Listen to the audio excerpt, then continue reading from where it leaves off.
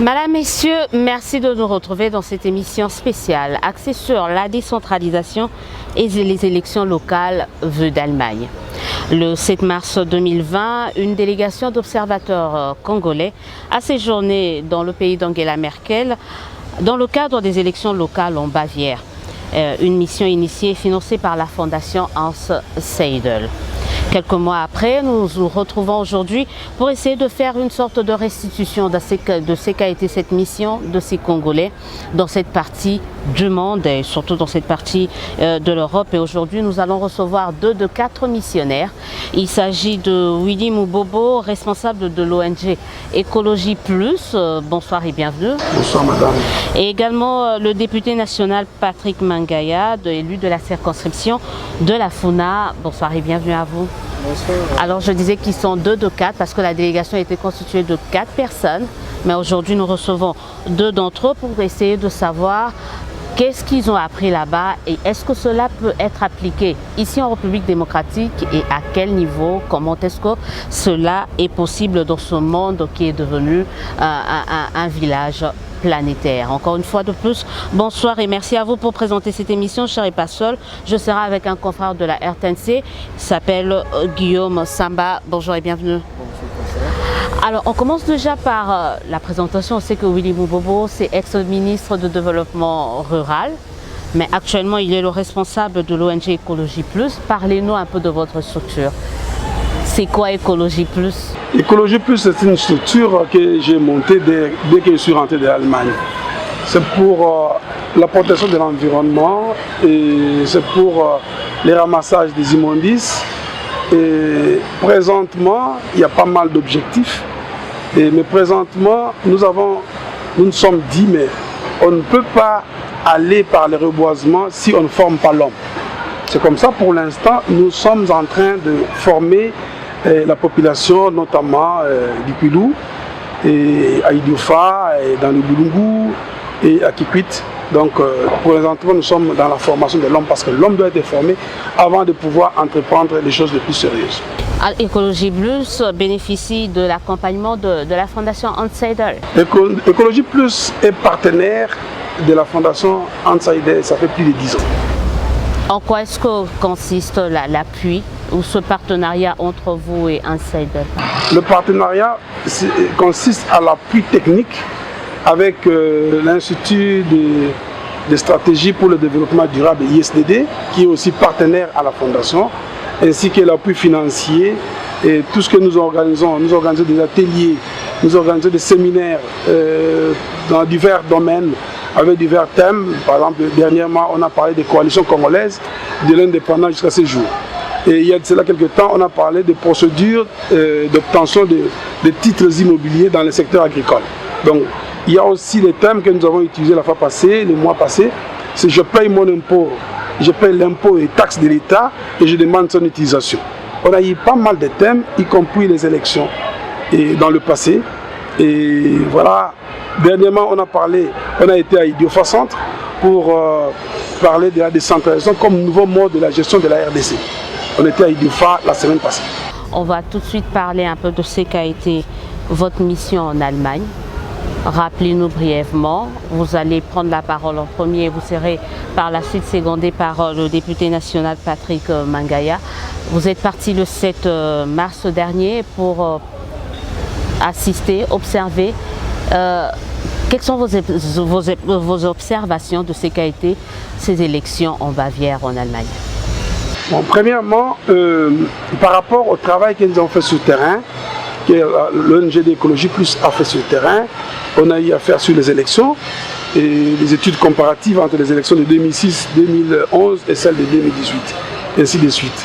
Alors au finish, nous nous sommes dit que c'est bien beau de faire la théorie, mais la pratique, nous avons aussi intérêt à comprendre comment vous faites les élections chez vous. Et on a demandé, donc l'ONGD a demandé à ce que la fondation, s'il y a organisation d'une élection en Allemagne, que nous soyons observateurs. Et justement, le 15 mars, il y a eu élection, c'était programmé, et déjà au mois de décembre de l'année écoulée, disons l'année passée, 2019, le représentant M. Franck Golvitsa, nous a dit qu'au mois de mars, le 15, il y aura élection et il y aura une délégation qui s'y rendra. Et la délégation sera comprise des députés nationaux qui sont en exercice, parce qu'eux doivent aussi répercuter ça à la population, et du secrétaire général à la décentralisation, y compris vous-même. Et c'est comme ça que le 7 mars, nous avons pris notre avion pour Munich via Bruxelles. Et nous sommes arrivés le 8, on nous a reçus, et après un dîner avec la délégation qui nous a reçus là-bas, de la fondation, via Munich, disons, la délégation Munich, on a parcouru le siège de la fondation, on a été à la mairie de Munich, nous avons été voir beaucoup de bourgmestres, des arrondissements, nous avons été au palais de la justice de la Bavière, donc en quelque sorte comme cour, comment on dit, cour suprême de la Bavière, cour constitutionnelle de la Bavière. Nous avons été aussi à la radio bavaroise et nous avons été aussi au siège du parti politique CSU, et c'est le parti qui est lié à la fondation Hans Eyde. Donc nous avons eu l'expérience en général des bourgmestres, comment ils sont élus, comment ils travaillent pour leur base, pour leur institution, et comment les élections se passent là-bas. Et au finish des 15, nous étions dans la salle pour voir comment les élections chez les autres passent. Les députés vont nous parler de comment ça s'est passé, vos observations par rapport à ces élections que vous êtes allés, on peut dire, superviser ou observer. Madame les journalistes, il faut vous dire que entre ce qui s'est passé et ce que nous vivons au quotidien, c'est comme le jour et la nuit. Pourquoi je dirais le jour et la nuit? C'est parce que il faut avouer que ce sont des vieilles démocraties, hein, et ils ont une culture autre que nous. Nous avons vécu, il y a un des candidats, bourgmestre, maire nous appelons bourgmestre, mais il est maire d'une des communes, qui nous avait déjà à l'avance dit qu'il organise des élections mais il ne va pas gagner. Il le savait qu'il n'allait pas gagner. On lui dit, mais pourquoi est-ce que vous dites ça à l'avance? Il nous dit oui, mais parce que nous avons initié des réformes qui n'ont pas plu à la population et ça fait que nous soyons aujourd'hui à porte-à-faux avec la population. Je sais que je suis candidat, mais je sais que notre liste ne sera pas gagnante. Vous pouvez vous imaginer. C'est comme ça que je dis qu'entre ce qui se passe là-bas et nos habitudes à nous, c'est le jour et la nuit. Chez nous, on tient mordicus à gagner les élections et tous les moyens et tous les coups sont permis. Malheureusement chez eux, ou heureusement je pourrais dire, heureusement chez eux, et ils sont je dirais pas honnêtes, hein, mais ils sont conscients des enjeux et ils acceptent volontiers leur défaite. Quelqu'un qui échoue dit à son challenger, celui qui réussit, que non, écoutez, félicitations, je te passe la commande sans beaucoup trop de peine et beaucoup trop de problèmes. Déjà, les organes qui organisent ces élections sont réellement indépendants. Totalement indépendants. Ils ne sont même pas des acteurs politiques. Comme c'est le cas ici chez nous, où nous avons une CENI qui a en son sein des acteurs politiques. Et quelle proposition de vous faire? Non, par rapport à la réforme de la CENI, moi, si ça ne dépendait que de moi, je proposerais que ça soit une structure totalement indépendante des acteurs politiques, que ça ne soit pas comme aujourd'hui où on a un quota. Plus des politiciens sur la CENI. Je pense que ce serait une très bonne chose. On pourra à la limite même renvoyer ça à l'administration, comme c'est le cas dans d'autres pays. Oui, je disais que les élections là-bas, il n'y a eu pas de contestation. Premièrement, il n'y avait pas d'agitation dans la salle. C'était une école aussi comme chez nous. Et les gens qui étaient là, ce sont les fonctionnaires du ministère de l'Intérieur. Pas de témoins des partis politiques. Et les gens qui y travaillent sont conscients de l'avenir de leur pays. Donc ils n'ont même pas tendance à être de gauche ou de droite. Et il y avait une sérénité inouïe. À chaque heure, on mettait les statistiques des votants. On dit par exemple, le votant, à 12 h, le bureau ont ouvert à 8 h, et à 12 h, déjà, on commençait à faire les statistiques. Il y a eu par exemple 50% de votants. À 13 h, il y a eu 60%, 65%. À chaque heure, il y avait un pourcentage qui était déjà écrit au tableau. Et nous avons assisté aussi au dépouillement. Premièrement, les élections se sont faites sur base de bulletins à papier. Pas de machine à voter. Pourtant, c'est une nation quand même qui est développée, parmi les premières d'ailleurs du monde.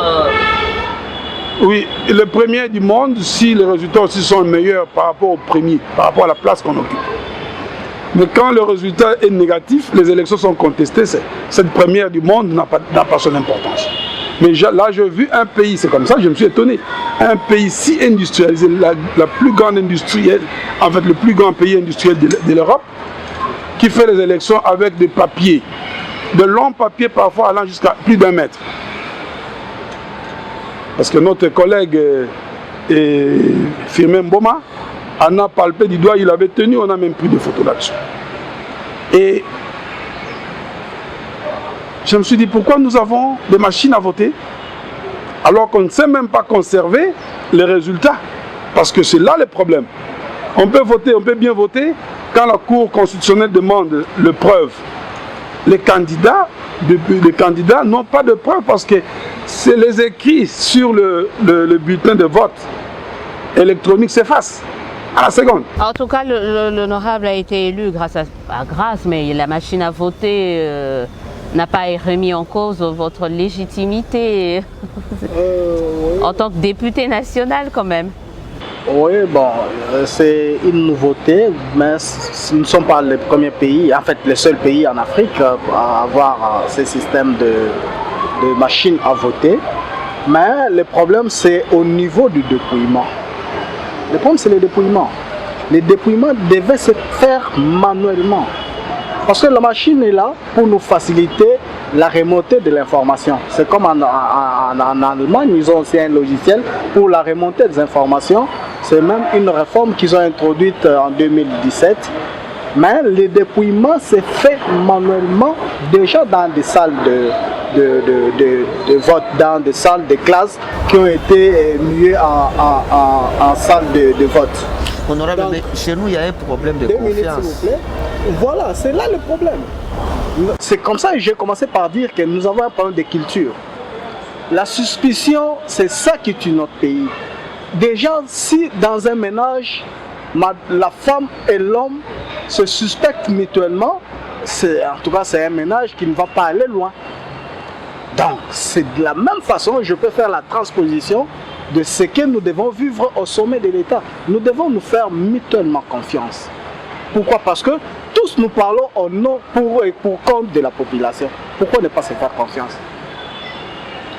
Je voulais aussi terminer par dire que c'est la transmission des résultats qui se sont faits, ou c'est ce qui s'est fait par ordinateur. Mais les élections, c'était libre. Et on a vu aussi, lorsqu'il n'y a pas concordance entre le nombre d'électeurs et le bulletin, ils reprenaient le comptage manuel. Et ça m'a fait voir qu'ils sont conscients de leur pays. Et encore, je vais ajouter une chose. Les travailleurs ou les fonctionnaires qui travaillent dans ce bureau étaient nourris. Il y avait un repas qui était à côté. Il y avait de l'eau qui était à côté. Par contre, qu'est-ce que nous constatons chez nous? Les fonctionnaires de la CENI n'ont rien à manger. Ils sont proies à la corruption. C'est une proie à la corruption. Et quelles sont les recommandations que vous faites aujourd'hui? Recommandations? Moi, j'ai déjà dit. Quand on organise les élections locales, c'est la base de la démocratie. Ça, c'est un. Tout le monde le dit, hein. Oui. Mais comment on y arrive? On y arrive On a parlé tout à l'heure du problème des moyens. Oui, confiance. Confiance, moyens. On y arrive comment? Parce que c'est le 3e cycle. Toujours pas d'élection locale ni municipale. En 2023, ça sera peut-être le 4e cycle électoral. Ça risque. On fait comment? Je pense que j'ai à ma gauche un député en fonction. Mais je conseille à l'Assemblée nationale de voter chaque année le budget pour ça. Ils doivent d'abord faire une étude. Combien de secteurs nous avons? Combien de villes nous avons? Combien de populations nous avons? Ou avoir aussi le fichier électoral. Du moins, on peut avoir un fichier estimatif par rapport à ce que nous avons. Il faut commencer par les recensements, quand vous dites ça.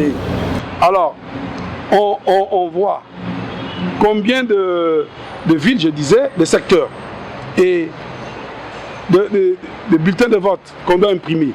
On fait un budget pour ça et on peut décanter à chaque année qui nous reste, parce que nous avons l'exercice de budgétaire de 2022 et 2023.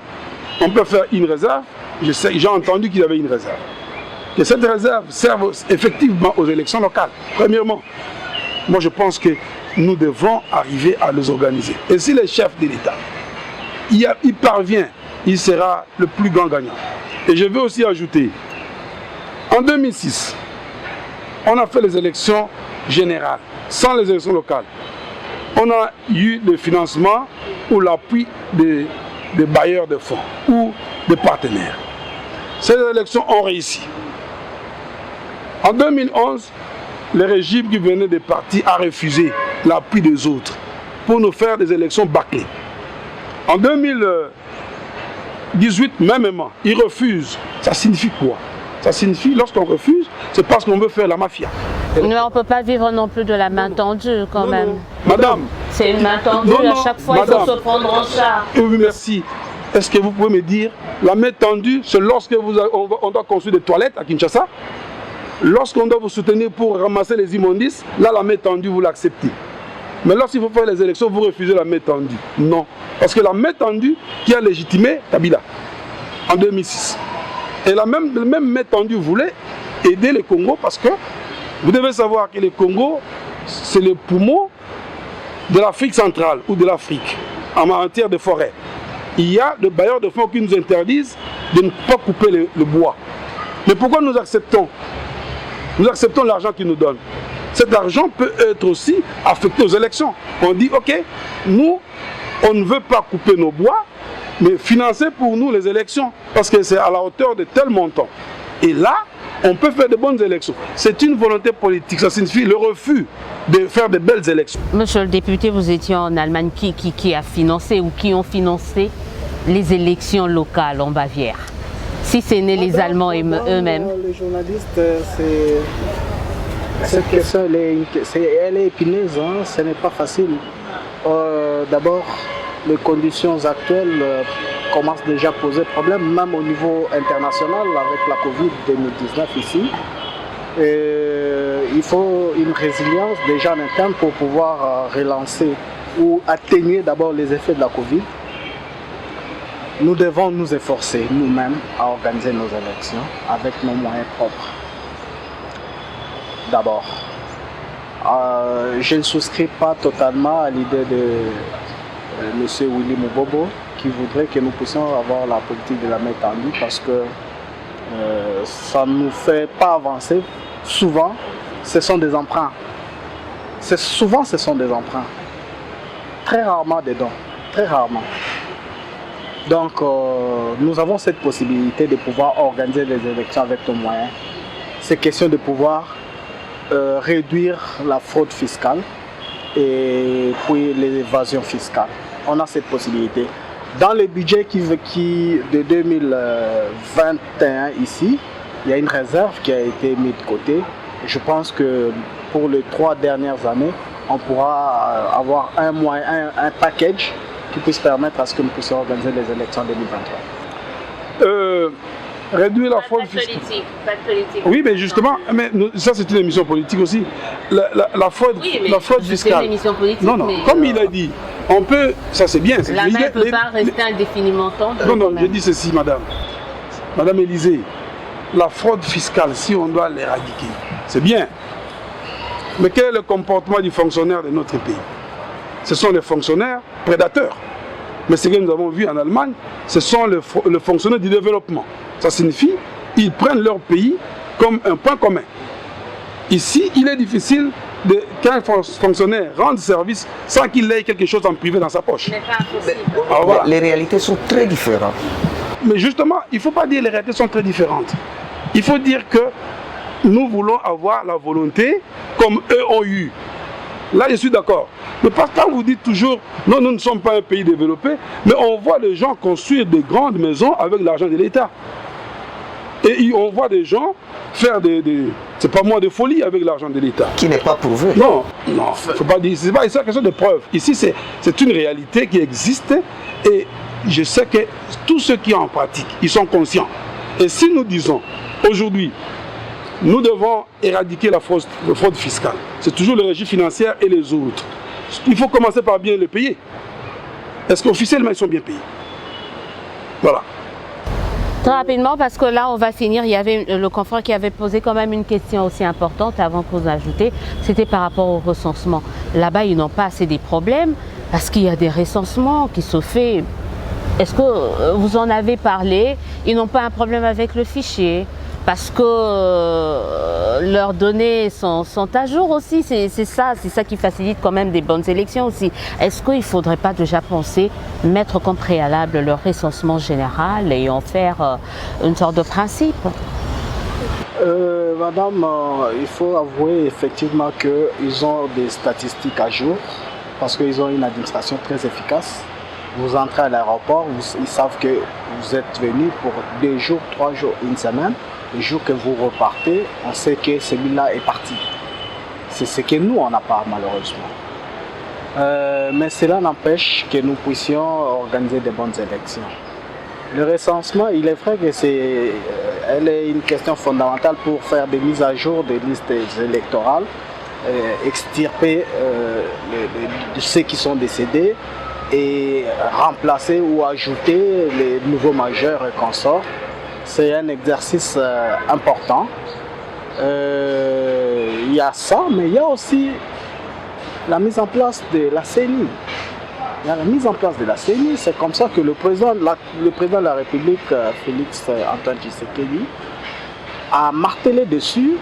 Nous qui sommes députés avons du pain sur la planche pour que nous puissions très rapidement mettre la machine de réforme en œuvre afin que nous puissions produire des lois qui soient compatibles avec les réalités actuelles afin que nous puissions organiser de très bonnes élections en République démocratique du Congo. Monsieur Mbobo, des très bonnes élections, est-ce que c'est possible en RDC? Même avec une CENI réformée, ce ne sera pas la première réforme de la CENI. Est-ce que oui, c'est possible si on moralise l'homme politique congolais.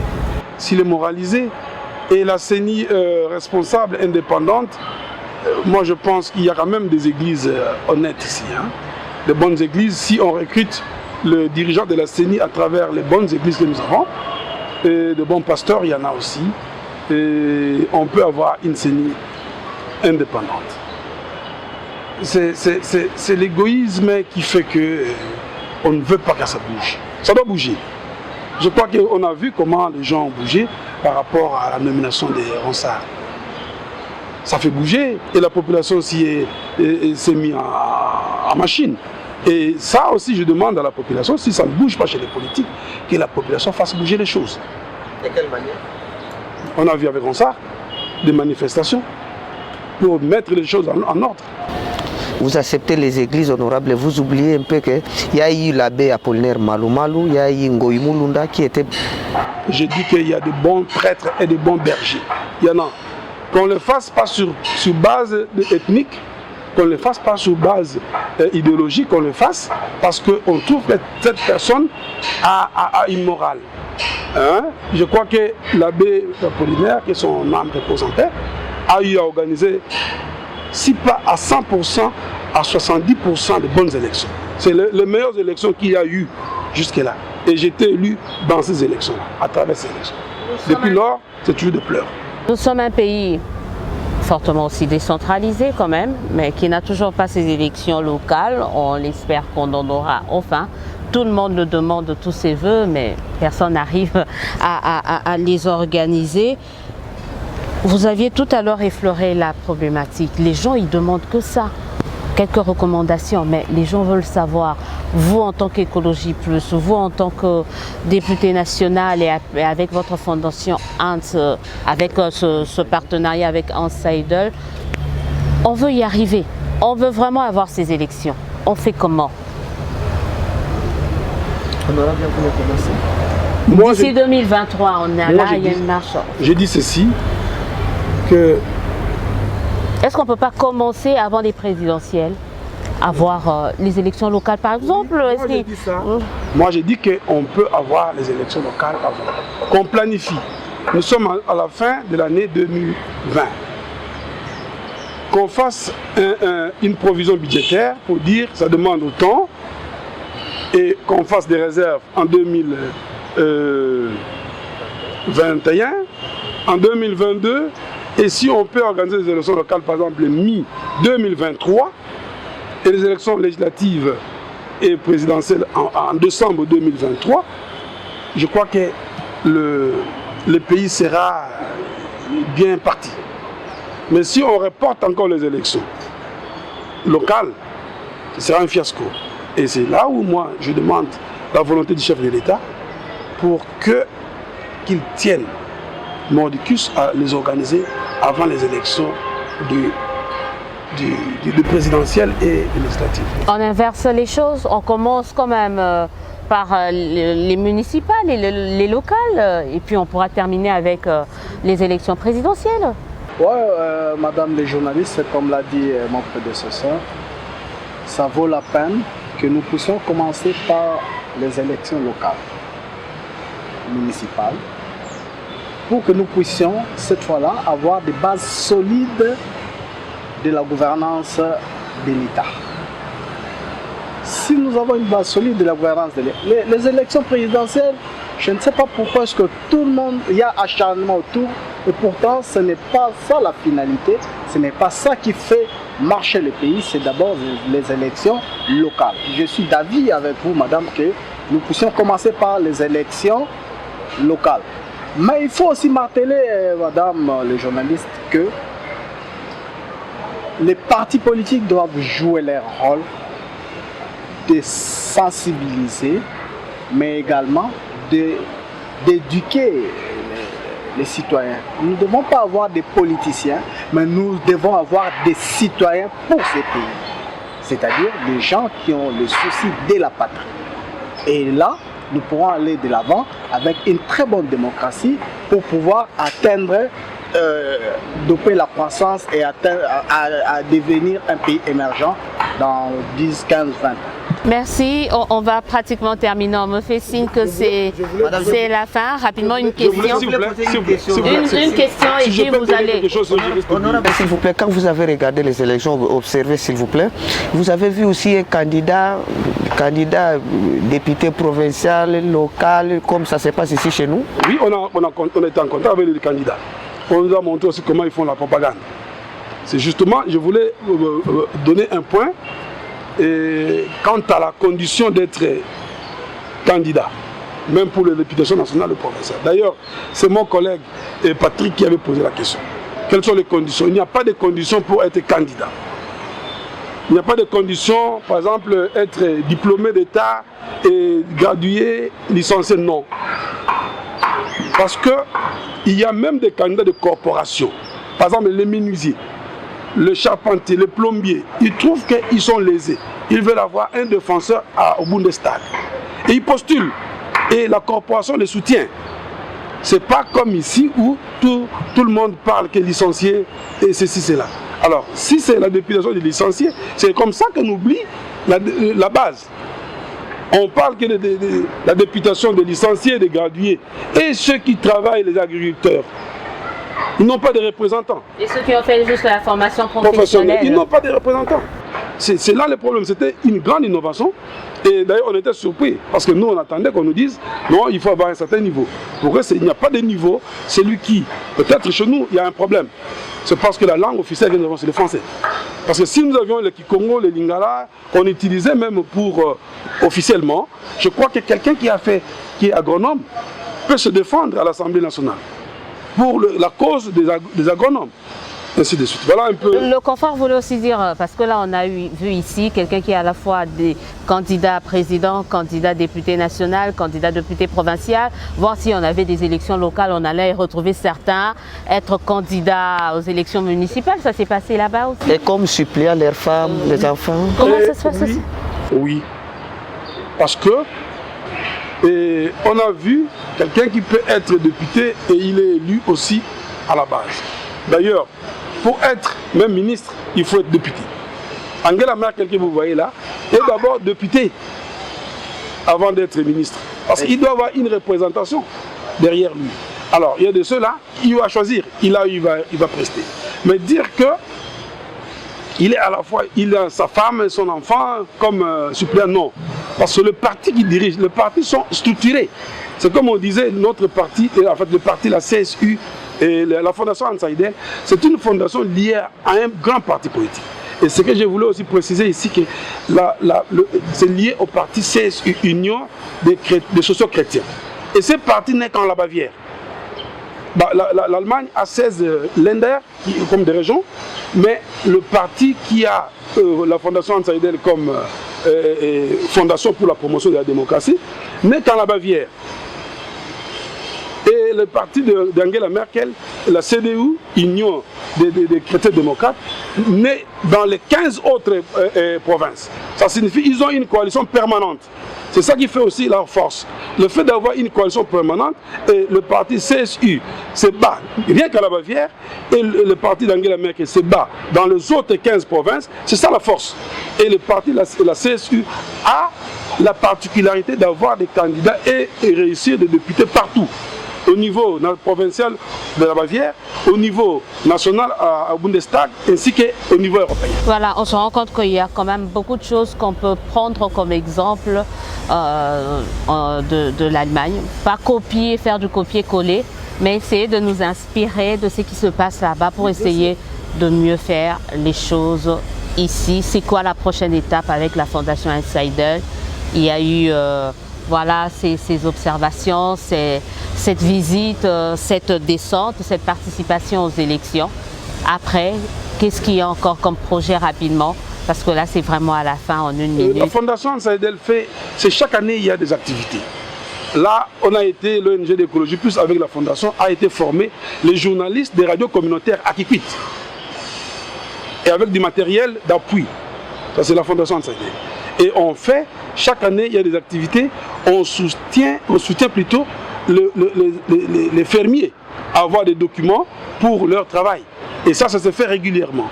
Et l'année prochaine, nous avons chaque mois, au mois de janvier, nous aurons un séminaire méthodologique en Bankana, où nous sommes internés, le partenaire de la Fondation, où nous étudions quelles sont les thématiques et que nous allons avoir pour l'année qui va commencer.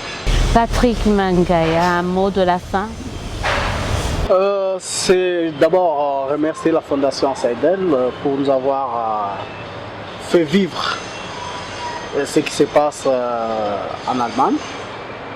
Et c'est une très riche expérience. Et je pense que nous allons continuer à demeurer avec la Fondation pour partager cette expérience avec la base. Ça c'est de un. De deux, il faut aussi avouer que c'est une grande école. La Fondation Hans Seidel, en tant que fondation, œuvre déjà dans la formation de mamans, de politique en démocratie. Sinon, c'est de leur dire grand merci. Une minute, je crois que vous aviez été le plus, celui qui a le plus parlé, mais on vous donne 30 secondes pour clôturer. Madame Élisée Odia, si j'ai beaucoup parlé, parce que j'ai vécu 10 ans et demi là-bas. Donc j'ai vécu ça. Pour le français. Oui, merci. Et nous, au lieu de nous interniser pour dire qu'ils sont pays développés et nous ne sommes pas, si on fait les économies, on va y arriver. Merci beaucoup. Merci à mon confrère de la RTNC, Guillaume Sabat, d'avoir participé avec moi dans cette émission. Merci à vous, M. Willy Moubobo et l'honorable Patrick Mangaya, d'avoir répondu à notre invitation dans le cadre de la restitution de la mission que vous avez amenée en Bavière. Ça a été riche, on a appris beaucoup de choses. Je crois que les téléspectateurs ont également appris beaucoup de choses avec nous. On va essayer de revenir sur ça parce que je me rends compte que la question est très importante et très pertinente pour que les gens puissent savoir pourquoi est-ce que nous devons impérativement avoir des élections locales, municipales ici en République démocratique du Congo. On se dit au revoir, on se donne rendez-vous très prochainement dans un autre numéro de votre émission. Au revoir et à très bientôt. Au revoir, le public. Merci. Merci. Ok.